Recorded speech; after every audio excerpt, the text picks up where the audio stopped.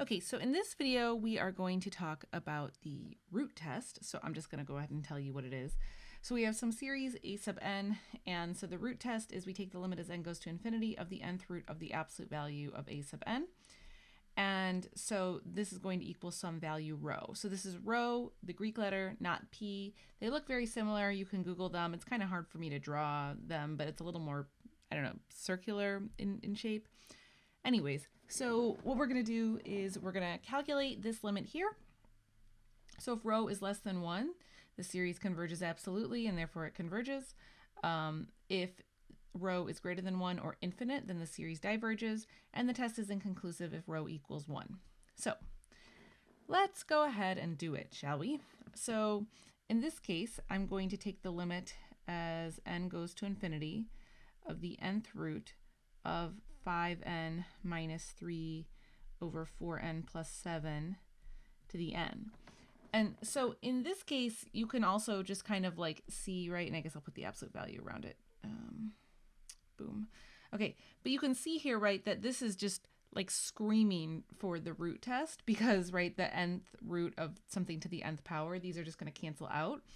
And so then I really just need to figure out what is happening as n goes to infinity for 5n minus 3 over 4n plus 7. And so in this case, if I were to divide everything, there's different ways that you can do this. You can use L'Hopital's rule. You can divide everything by n.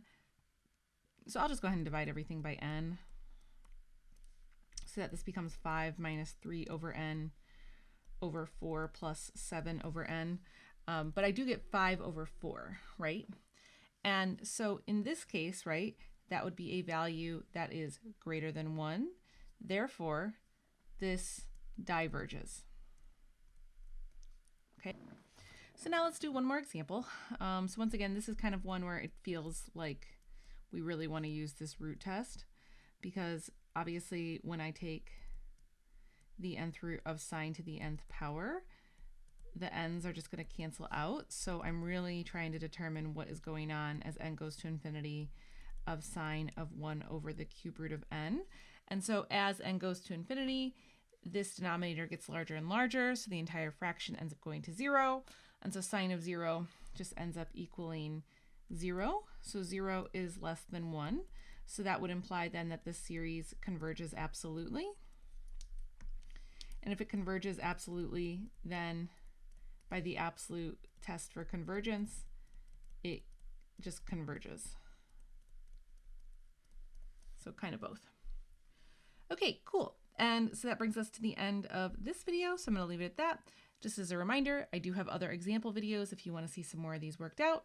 And otherwise, I'm going to leave it at that. I'll talk to you guys in another video. Bye.